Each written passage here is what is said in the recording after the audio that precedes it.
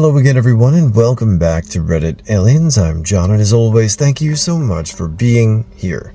A good topic, let's do it.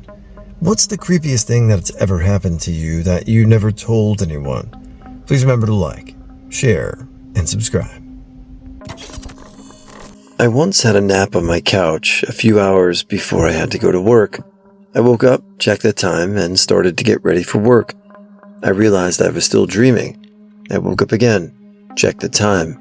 It was a little bit later than the first time again. I started to get ready for work. I was still dreaming. I went through that 5 or 6 times, and each time I woke up, I was panicking since I didn't know if I was awake or still sleeping. But I still got up and started to get ready for work.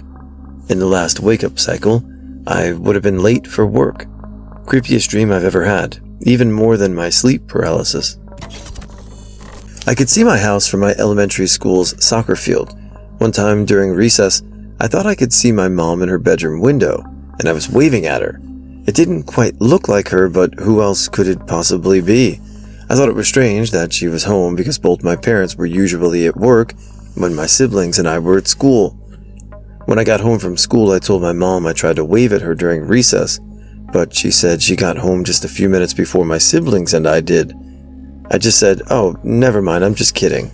But the more I think about it, there was some lady in my parents' bedroom window that was strangely opening and closing the curtains for several minutes.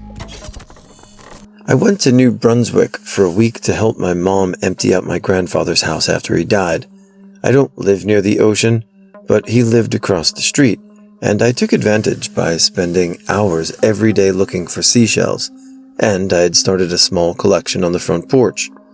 On one of the days, we had an estate sale where 100 plus people came throughout the day. An overly friendly older couple introduced themselves to me, saying that they were my grandfather's friends.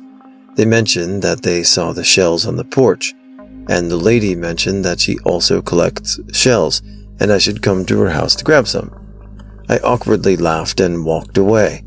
When I came back around the front of the house, they were talking to my mom's husband about how I should go with them because they live right down the street. My mother's husband immediately agreed on my behalf, and I felt weird saying no at this point, so I just went with them. Turns out, their house right down the street was actually about 40 minutes away by car. As soon as we hopped in the car, they quickly started asking a bunch of questions like, what grade am I in? What extracurriculars do I do? Am I a party girl or a studious girl, etc.? I had to eventually interrupt them to tell them that I was actually 20 years old and not in school, and somehow, either that, they went from super bubbly and friendly to completely quiet for the rest of the ride. I went to their house, the lady filled a small bag with shells, and they quietly and awkwardly dropped me back off. Super weird vibes. When I was 14, I was walking in my town, which had no more than 100 people in it. I noticed that a former neighbor who'd moved away parked at the park. I assumed he was visiting someone and parked there. I walked to him, which was like a 3-minute walk to my yard from the park, and he pulls up beside me. I was like 5 steps from my yard, and he tried to convince me to get in his car to see his nephew, who was my friend. And when I told him no, he told me he'd give me a ride all the way to my house, as my yard was fairly large, but it was like 2 minutes tops from there to my house. I kept telling him no, and he kept getting angrier. He grabbed something from the passenger seat and tried to grab the door handle. At the same time, another neighbor came out to see what was going on. He drove off so fast. He kidnapped another girl a couple of months later at knife point. I didn't tell anyone because it was well known he was a creep amongst the girls in town. I didn't even process that he was trying to kidnap me until my grandma told me he was arrested for kidnapping a girl. Then I felt so guilty at the time that I didn't mention it to anyone. A year or two ago, I stumbled upon a subreddit that was populated by quite a few members, but the posts were absolute nonsense. But they commented on each other's posts as if they all understood what they were talking about. I kinda lurked for a little while, then got bored and forgot about it. A few weeks later, I was talking to someone via chat, and I mentioned the subreddit to them, and out of nowhere I started getting chat requests from the members of that subreddit. I accepted a few of the chats, and they were speaking to me very aggressively with similar gibberish that filled their sub. I blocked them all and never heard from them again. I don't know what the hell it was all about, but it made my skin crawl. I was 21 and was walking from one work building to the other. It was maybe like a 5-minute walk. It was 10 p.m. A silver minivan with stuffed animals lining the windshield pulled up, rolled down the window, slowly followed next to me, and asked if I needed a ride. Me being 21 and annoyed already with my job just answered nope. He kept asking question after question, and I ignored every single one. Finally, he asked my name. I stopped walking. He stopped. I just stared at him, literally just stared at him for like 2 solid minutes. Then I took out my phone and snapped a picture of him with flash. So it purposely wasn't discreet. He drove off. A week later, the same thing happened to another female coworker. She told him to F off and called the cops. I gave them the pic I had taken. Not sure if anything ever came of it. Later, we all found out there was a string of SAs happening between the buildings, so all employees were told not to walk that path anymore. Never found out if that was the guy, but the ick it gave me was indescribable. One day I heard my dad call my name. Weird, but not exactly unusual. He lives nearby and comes over when he needs something, though he usually knocks instead of just yelling my name. I get up and check outside, but I don't see his truck. I walk around the outside of the house, but can't find him. I hear him call my name again with some urgency, like he's getting impatient, but he's not there. I can see his house from my front yard, and I realize his truck is not there either. I grab my phone and call him, but he doesn't answer. This actually freaks me out, because he's great about answering the phone. I've called him at midnight as well as 5 a.m, and he's answered every time. He says my name again, and I don't even think about it. Grab my keys, get in the van, and take off down the highway. There's a crossroads less than a mile from the road, 2 roads crossing, 4 possible ways to go, including back the way I came. I turned down this little back road, and after 3 miles, I came over this hill, and his truck was lying upside down on the side of the road. He's alive, but out of it. Mild concussion, it turns out. His phone's still in his pocket. I let him believe it was just a weird coincidence that I felt like going for a drive that day. Shortly after I left school, I got a job working night shift at a cinema in the city, and I remember I was on the bus going home. The only other person on the bus was this man, somewhere in his 40s or 50s, started talking to me. I was 16 at the time, and he kept asking me about what I was up to and what I had been doing during the day. I lied, saying I was a waiter working for a local restaurant, and he then asked if I had just left school, which I foolishly said yes. He then said, "You seem quite agitated. I'm only trying to be friendly." And by this point, I was becoming quite paranoid, and after he started smoking on the bus, I decided to get off the bus, despite being 6 stops away from my house, and walk the rest back home. After my husband died of bone cancer at 50, I had a day of grieving that was so severe I went to bed crying. When I tried to get up, I found to my horror I could not walk. I had to pee so bad, but I seriously could not walk. I ended up getting the trash can and peeing in it. It scared me so much. Before, I'd always thought I was quite stoic and psychosomatic stuff was baloney. I went back to sleep and woke up hours later and could walk. And of course, there was pee in the trash can. Yuck. I researched it and found it's not that uncommon in grieving to suffer physically in a way that mirrors the ailments of the person that died. For the next year, I slept with crutches under the bed just in case it happened again. Interestingly, after my mom died of Alzheimer's, my father had days of being very forgetful and confused that resolved in time. When I was probably 10, my mom and I were cleaning out my closet when my younger brother, about 2 to 3 years old, was in the kitchen playing. We live in the country, and it was only us three living in the house. I heard a man say, "They let you play in here all alone, boy?" coming from the direction of the kitchen. I turned to Mom and said, "Who was that?" To which she responded, "You heard that too?" We ran into the kitchen, no one in sight other than my brother. All windows and doors are closed and locked. When we asked who it was, he just said, "That man." Still a mystery to this day, and I will never forget that voice. When I was 9, I traveled down to Mexico for my sister's wedding. I had incredibly blonde hair that fell past my butt. It was absolutely stunning. My brother-in-law is a native, and he, my sister, Mom, and I went out shopping. My brother-in-law had gone to another section of the store, and my mother had gotten distracted, and I think I just ran to another aisle. I did notice that 2 men were standing fairly close to me, and when I switched aisles, they did as well. They were talking to themselves. I had no idea what they were saying, so I just kept looking at all of the trinkets. My brother-in-law suddenly hurried over to me and escorted me out of the store quickly. He put me in the car and my sister walked over to him, and I heard her ask what had happened. He said that he heard the 2 men conversing in Spanish, that they wanted to take me and sell me. For the rest of the trip, I remember every adult around me being weirdly protective. I was mad about it at the time. I had no clue what that meant until many years later.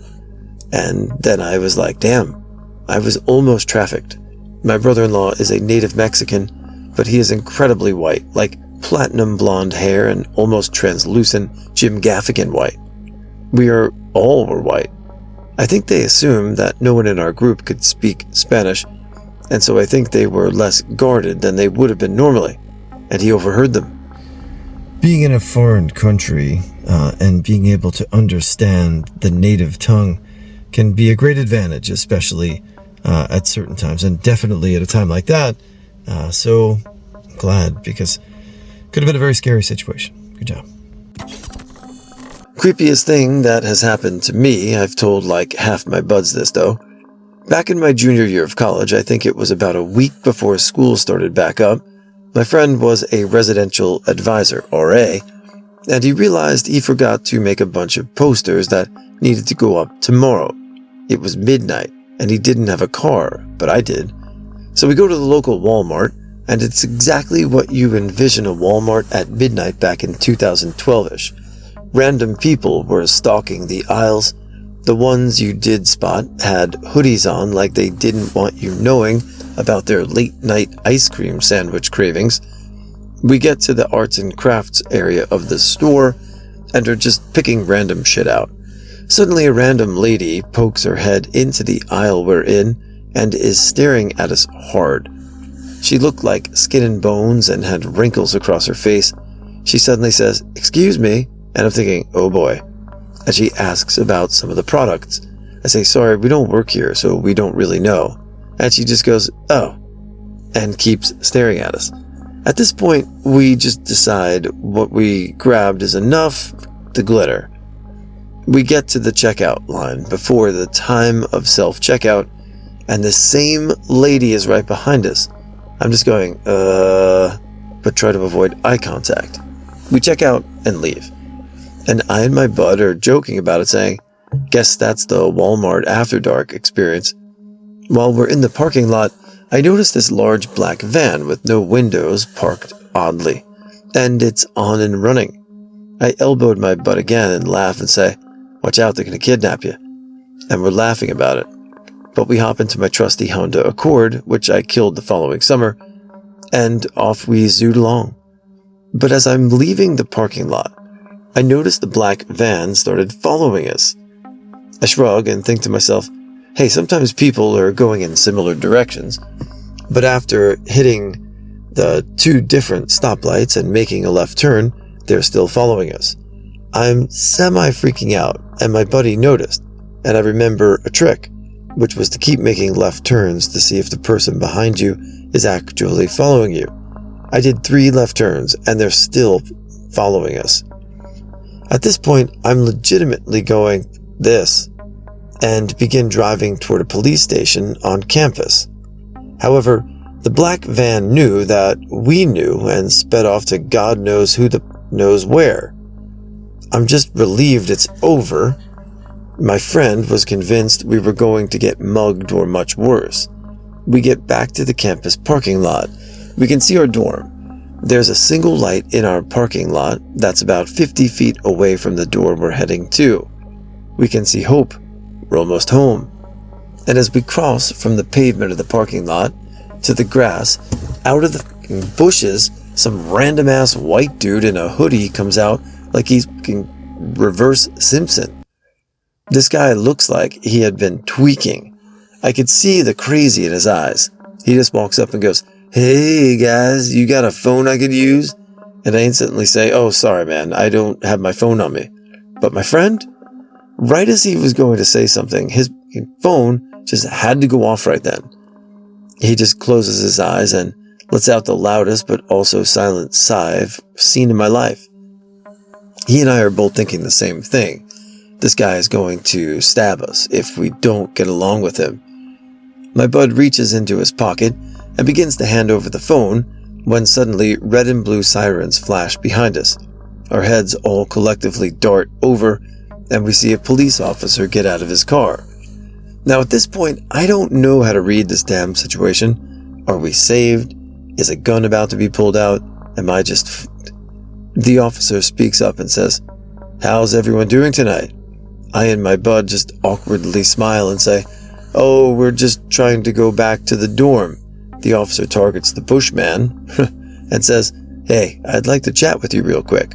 We got a report about a robbery and it matched your description, so we just want to talk." The man pauses and then goes, "But I need to make a phone call." And he just sort of wiggles my bud's phone lightly in the air.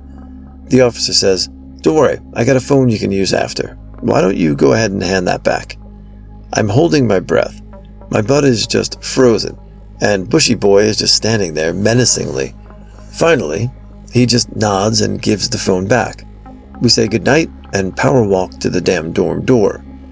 We get in, close the door, get away from the windows, and then lose our minds. We're laughing, either out of joy or madness. I tell Buddy I'm never driving him after midnight again. He owes me food after this. So yeah, all that noise.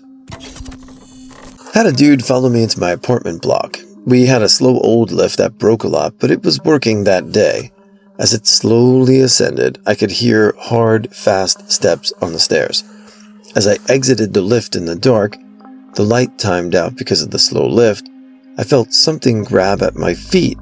I ran around the corner and up the last flight. The lift didn't go up to the very top floor. I waited at the top of the last few steps. I could hear breathing that wasn't mine and the slow, deliberate crunch of a shoe slowly connecting with tile. My eyes adjusted to the dark, and I could see a shadow peek and very cautiously emerge from around the wall. Once I could see the full shadowy outline, I kicked full force with my new rocks into what seemed like the head. At that point, my elderly neighbor opened her door to give out that I was making too much noise. I shoved her into her apartment, closed the door, and ran to my door. Woke my flatmate and told him to lock the balcony doors, as you could easily access his balcony from the roof. He went into the hall and found my broken jewelry and a little splatter of blood, but no person or anything else. I had to apologize to the neighbor. She didn't believe me, though I was just being loud and aggressive. This was in 2004 in Nice, France. A friend dropped me off at my apartment one night, and where I lived, the interstate was about 3 blocks from my house. There was an awful wreck involving a semi and another car, so after she dropped me off, I thought I would walk up the street to take a closer look. As I was walking back to my apartment, I noticed a man walking behind me, fast, like he was trying to catch up to me. I sped up a bit, and then so did he. My heart was racing. I thought to just cross to the other side of the street, but instead to see if he followed, but then thought, what if he does? I don't know where it came from, but I stopped dead in my tracks, turned around, and turned right toward him. He kept walking right by me, but I stared him down the whole time. One summer night, my sister, cousin, and I tried to go out into the country about half of an hour from where we lived to steal a road sign with our family's name on it. We didn't have the right tools, so we decided to drive back home and grab them. On our way back, my sister and I swear we saw a car stopped at a stop sign a few hundred meters down the road that wasn't actually there when we got to that spot. Cousin was in the back, and she said she wasn't paying attention. Couldn't make out exactly what the car looked like, but we both agreed it was a vehicle moving in the direction of the stop sign and then stopping. The view was obstructed by corn for a second as we got close, and then the car was nowhere to be seen.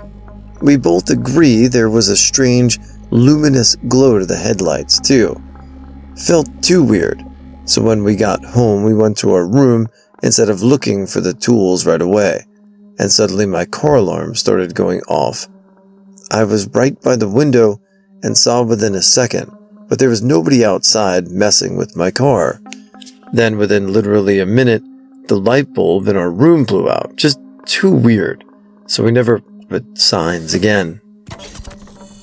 My then boyfriend and I had just moved to Vegas together for his new job. We were both 21 and had never lived outside of California. Well, we were staying at an extended stay behind the strip while we looked for a place to rent. I needed headphones, so I walked down the street to the store by myself to get some.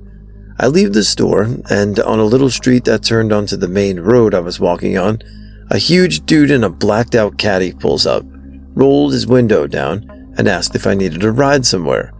I just looked at him and said, "No thanks, I'm good," and put my headphones on. I kept walking, and about a block later I saw him again. He rolls his window down again. I see his massive watch on and all his rings.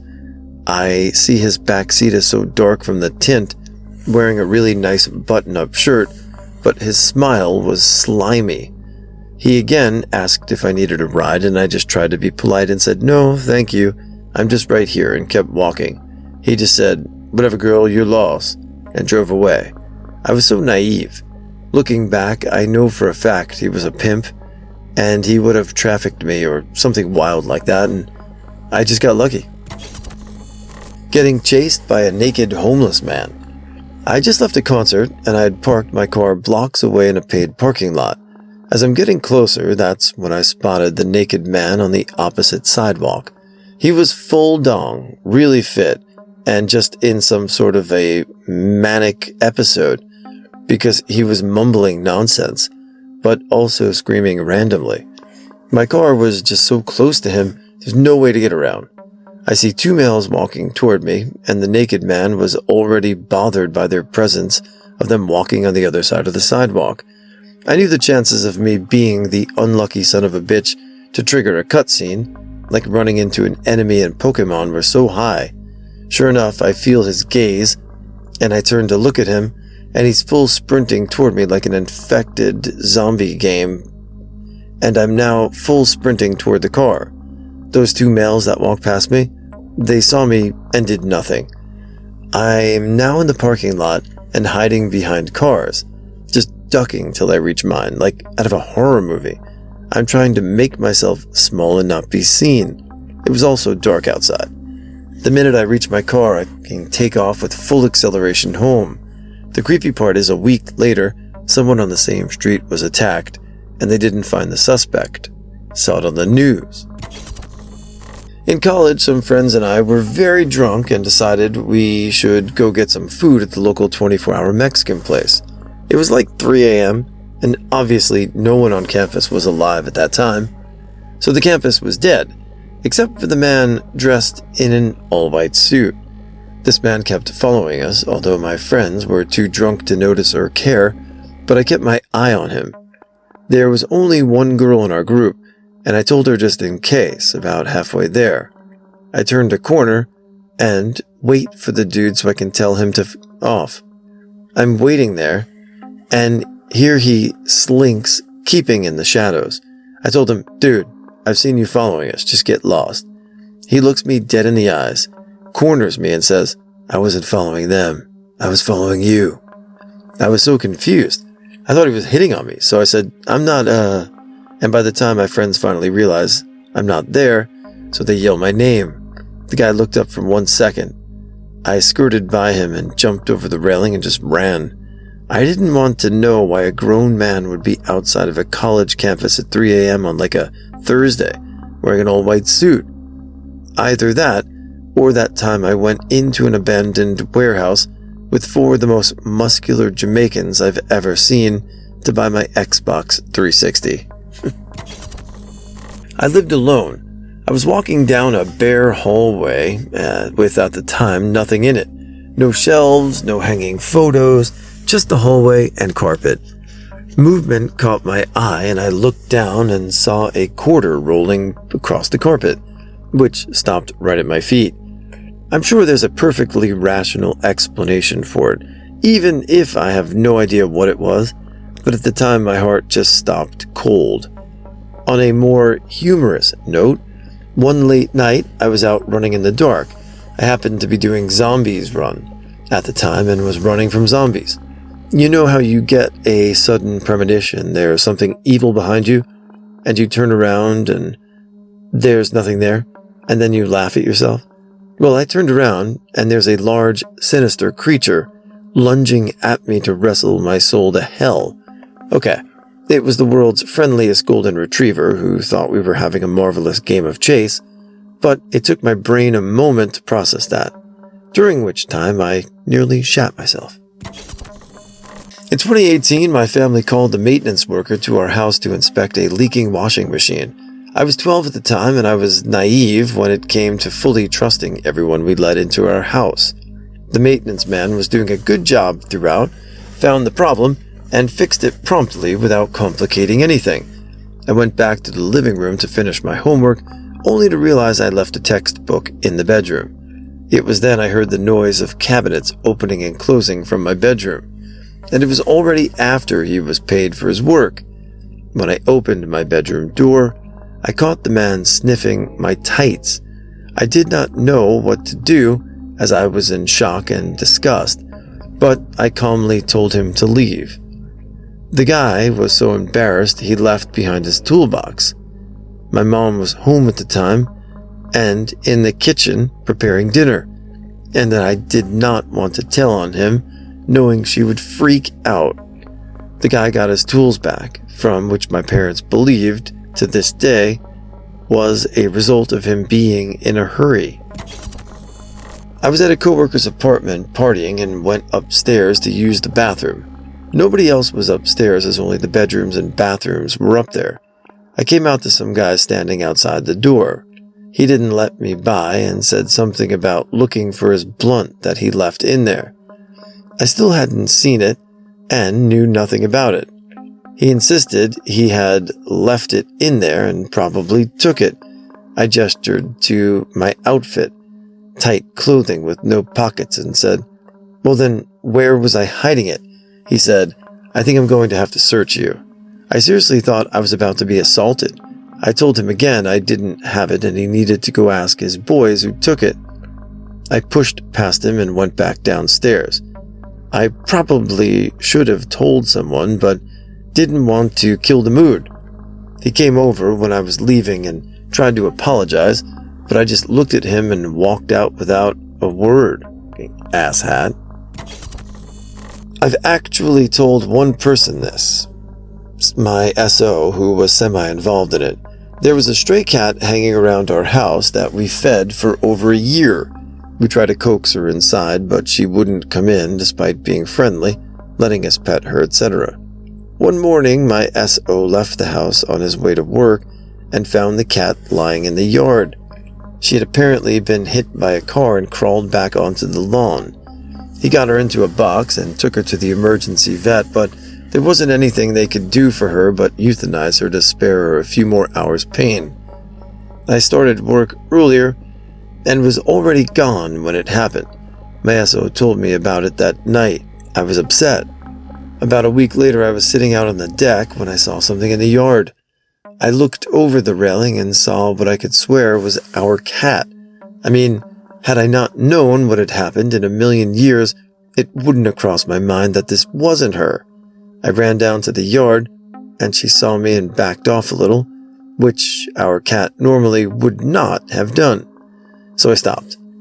But I could see her clearly, and again could swear it was her. I spoke to her the way I always had, and she watched me but didn't come closer.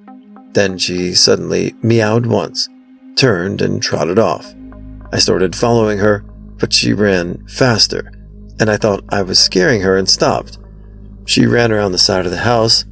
I didn't see her when I looked around the corner, and I never saw her again.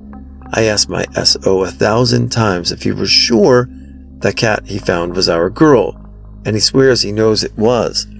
I suppose it's possible that there was another cat who looked just like her that happened to wander into the yard that afternoon, but I like to think it was our girl coming by one last time to say goodbye. Moved into an older bungalow with my family, not in the middle of the woods or anything, but in a small neighborhood. It felt super off from day one. Shadows moving in the corner of my eye, weird whispers outside in the middle of the night, random objects ending up wet when left unattended. The thing is, no one else in my family felt or experienced any of these things. Now, 3 people living in a large bungalow made it feel super lonely, and the weird, eerie experiences were driving me insane.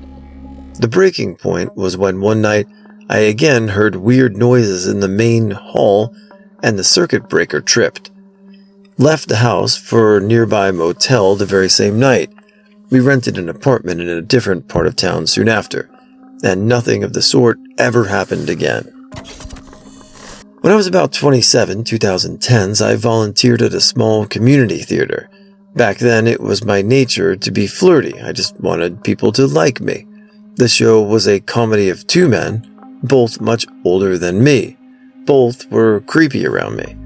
In rehearsal, one made a joke about my ass. The production staff and everyone laughed.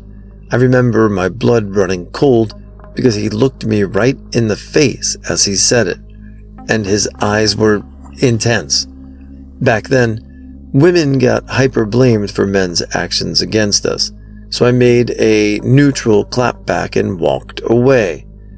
To this day, I've never been that scared.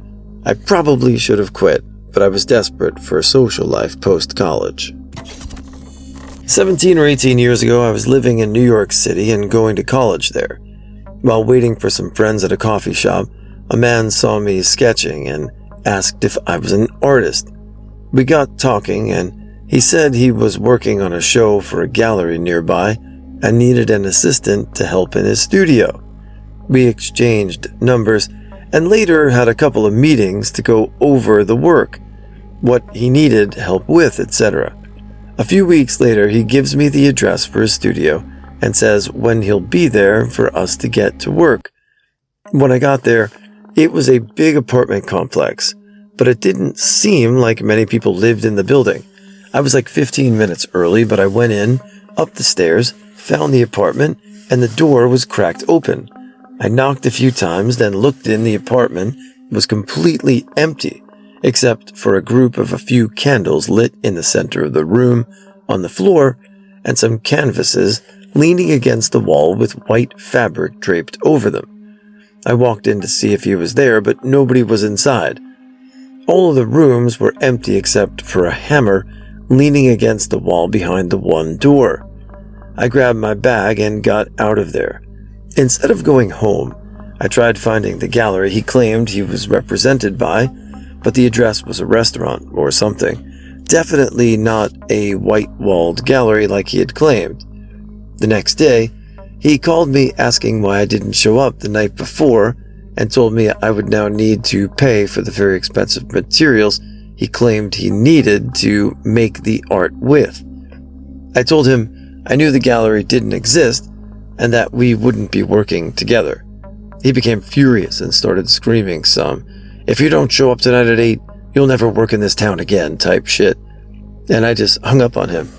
He called me every Thursday at the same time for like 6 or 7 weeks after, but I never picked up. And eventually, he stopped. Not the creepiest, but something I've never had the opportunity to talk about, and that seems more and more strange as I get older. When I was a teen, I used to ride a bus to go visit my dad because neither of my parents drove. The ride was from a Northern California town to San Francisco, about 1.5 to 2 hours ride depending on traffic, where I would meet up with my dad and hop on a train to San Jose. Well, I'm on the bus one day and it's pretty packed, so unfortunately a stranger had to sit beside me. He was a man in his late 40s, early 50s. I'm from a small town and I've been raised to smile at everyone I encounter, and I have a warm smile. So I assumed I looked super friendly to this dude. He began talking to me, telling me that he was on his way home to his wife. He talked about how he loved it when she cooked him dinner, and that sometimes he brought people he met home to have dinner with them, and she loved it. It was her favorite thing. He talked about this in a circle over and over for 45 minutes that he sat next to me. The bus driver eventually says loudly, "You, come here right now. Sit in this seat next to me."